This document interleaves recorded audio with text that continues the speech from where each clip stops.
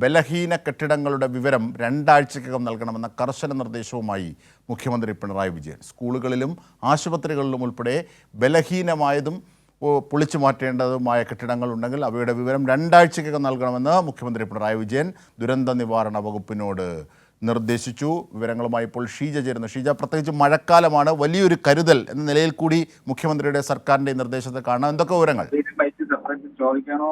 തീർച്ചയായും ജിംഷാദ്, അതായത് ഇതുമായി ബന്ധപ്പെട്ടുകൊണ്ട് കഴിഞ്ഞ കുറച്ച് ദിവസങ്ങൾക്ക് മുൻപാണ് ഒരു സ്കൂൾ കെട്ടിടവും അതോടൊപ്പം തന്നെ ആശുപത്രി കെട്ടിടവും അടക്കം തകരുന്ന ഒരു സാഹചര്യം ഉണ്ടായത്. അതിന്റെ പശ്ചാത്തലത്തിൽ തന്നെയാണ് മുഖ്യമന്ത്രി ഇത്തരത്തിലൊരു ഉന്നതതല യോഗം വിളിച്ചത്.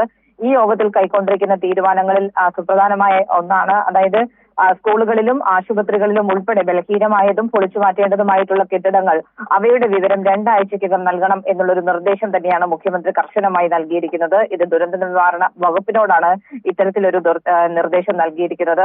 ഇതിൽ പ്രധാനമായും പൊളിച്ചു മാറ്റേണ്ടവ, അറ്റകുറ്റപ്പണി നടത്തേണ്ടവ എന്നിവ വേർതിരിച്ച് തന്നെ നൽകേണ്ടതാണ്. ഒപ്പം തന്നെ സ്കൂളുകളിൽ കെട്ടിടങ്ങൾ പൊളിച്ചു മാറ്റുന്നതുമായി ബന്ധപ്പെട്ട് അവധി ദിവസങ്ങൾക്ക് മുൻഗണന നൽകണം എന്നുള്ള കാര്യവും മുഖ്യമന്ത്രി ഈ യോഗത്തിൽ നിർദ്ദേശം നൽകിയിട്ടുണ്ട്. സ്കൂൾ കെട്ടിടങ്ങൾ പണിയും വരെ ക്ലാസുകൾ നടത്താൻ അതാത് തദ്ദേശ സ്ഥാപനങ്ങൾ, PTA, വിദ്യാഭ്യാസ വകുപ്പ് എന്നിവ ചേർന്നുകൊണ്ടൊരു പകരം സംവിധാനം കണ്ടെത്തേണ്ടതാണ്.